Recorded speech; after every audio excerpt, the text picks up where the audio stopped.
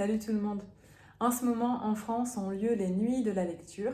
Elles se déroulent du 20 au 23 janvier 2022 et elles ont pour objectif de promouvoir la lecture. Alors, vous l'avez peut-être vu autour de chez vous, que ce soit en librairie, en musée, en médiathèque, beaucoup d'initiatives voient le jour pour célébrer cette jolie fête.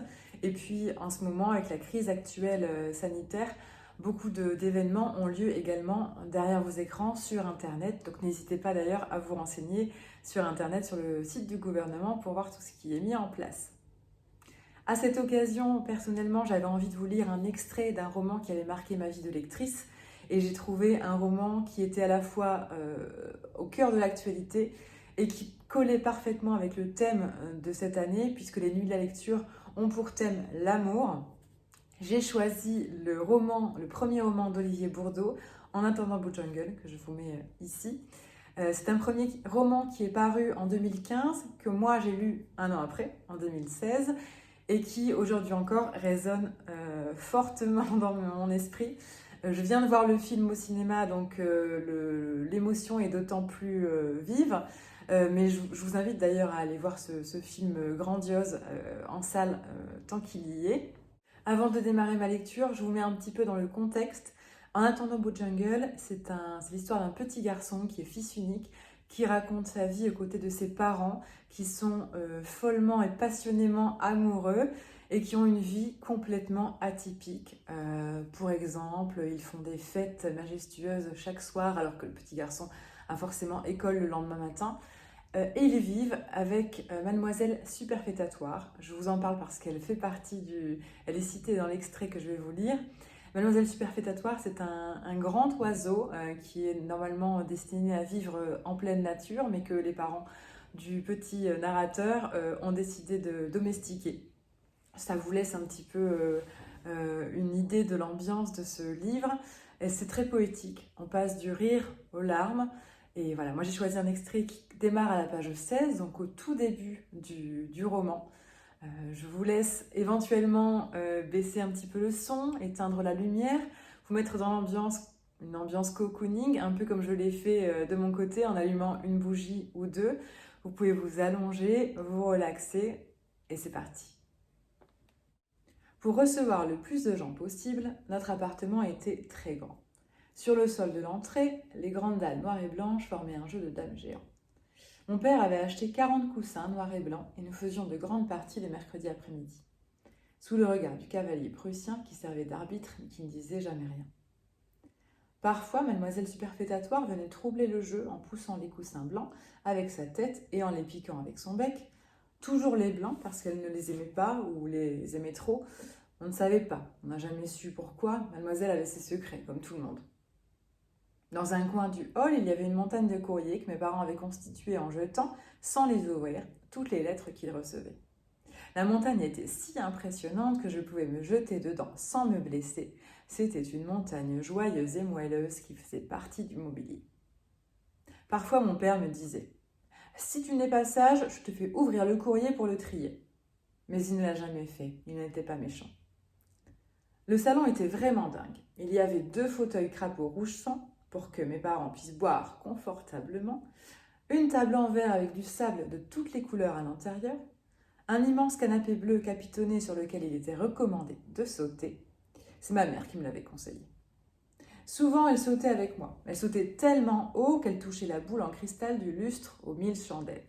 Mon père avait raison. Si elle le voulait, elle pouvait réellement tutoyer les étoiles. En face du canapé, sur une vieille malle de voyage pleine d'autocollants de Capitale, se trouvait un petit téléviseur moisi qui ne fonctionnait plus très bien. Sur toutes les chaînes passaient des images de fourmilières, en gris, en noir, en blanc. Pour le punir de ses mauvais programmes, mon père l'avait chapeauté d'un bonnet d'âne. Parfois, il me disait « Si tu n'es pas sage, j'allume la télévision. » C'était l'horreur de regarder le téléviseur pendant des heures. Mais il le faisait rarement, il n'était vraiment pas méchant. Sur le vaisselier, qu'elle trouvait moche, ma mère avait fait pousser du lierre qu'elle trouvait beau. Alors le meuble était devenu une plante géante. Le meuble perdait des feuilles et il fallait l'arroser. C'était un drôle de meuble, une drôle de plante. Dans la salle à manger, il y avait tout pour manger. une grande table et beaucoup de chaises pour les invités, et bien sûr pour nous, ce qui était la moindre des choses. Pour aller dans les chambres, il y avait un long couloir dans lequel on battait des records de course, c'était le chronomètre qui le disait. Mon père gagnait toujours et mademoiselle superfétatoire perdait tout le temps. La compétition, ce n'était pas son truc. De toute façon, elle avait peur des applaudissements. Dans ma chambre, il y avait 3 lits. Un petit, un moyen, un grand. J'avais choisi de garder mes lits d'avant, dans lesquels j'avais passé de bons moments. Comme ça, j'avais l'embarras du choix, même si papa trouvait que mon choix ressemblait à un débarras. Sur le mur était accroché un poster de Claude François, en costume de pacotille, que papa avait transformé en cible à fléchette avec un compas, parce qu'il trouvait qu'il chantait comme une casserole, mais Dieu merci, disait-il, EDF avait mis fin à tout ça, sans que je comprenne ni comment, ni pourquoi. Parfois, il n'y avait pas à dire, il était dur à comprendre. Le sol de la cuisine était encombré de toutes sortes de pots remplis de plantes pour faire à manger. Mais la plupart du temps, maman oubliait de les arroser et alors il y avait du foin partout. Mais quand il lui arrivait de les arroser, elle en mettait toujours trop. Les pots devenaient des passoires et durant des heures, la cuisine, une patinoire. Un sacré foutoir qui durait le temps que la terre redonne l'eau en trop. Mademoiselle Superfétatoire aimait beaucoup quand la cuisine était inondée. Ça lui rappelait sa vie d'avant, disait maman. Alors elle secouait ses ailes et gonflait son cou comme un oiseau content. Du plafond, au milieu des poêles et des casseroles, pendait une pâte de cochon séchée qui était dégoûtante à regarder, mais très bonne à manger. Quand j'étais à l'école, maman préparait beaucoup de bonnes choses à manger qu'elle confiait au traiteur, qui nous les rapportait. Quand on en avait besoin, ça épatait les invités. Le frigidaire était trop petit pour tout le monde, alors il était toujours vide. Maman invitait une foule de gens pour manger, à n'importe quel moment de la journée.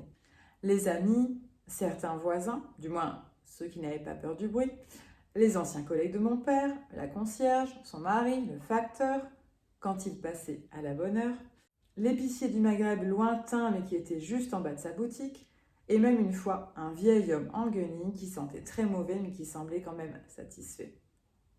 Maman était fâchée avec les horloges, alors parfois je rentrais de l'école pour goûter et il y avait du gigot. Et d'autres fois, il fallait attendre le milieu de la nuit pour commencer à dîner. Alors nous patientions, en dansant et en avalant des olives. Il est arrivé qu'on danse trop pour manger. Alors, tard dans la nuit, maman se mettait à pleurer pour me montrer combien elle était désolée. Et elle me picorait en me serrant fort dans ses bras avec son visage tout mouillé et son odeur de cocktail. Elle était comme ça, ma mère, et c'était bien ainsi. Les invités riaient beaucoup et fort, et de temps en temps, ils étaient trop fatigués d'avoir ri, alors ils passaient la nuit dans un de mes 2 lits. Le matin, ils se réveillaient par les cris de mademoiselle Superfétatoire qui n'était vraiment pas favorable aux grasses matinées. Quand il y avait des invités, je dormais toujours dans le grand lit, comme ça au réveil. Je les voyais pliés comme des accordéons dans mon lit de bébé et ça me faisait toujours énormément rigoler. Voilà, j'espère que ce court extrait vous aura convaincu de lire l'œuvre d'Olivier Bourdeau. Pour ceux qui l'avaient déjà lu, n'hésitez pas à me donner vos impressions en commentaire. D'ailleurs, dites-moi en commentaire également si ce type de format vous plaît. Je n'hésiterai pas à vous en reproposer si ça vous intéresse. Et puis j'attends aussi vos remarques concernant le film, si vous avez été le voir, si vous avez envie de le voir maintenant.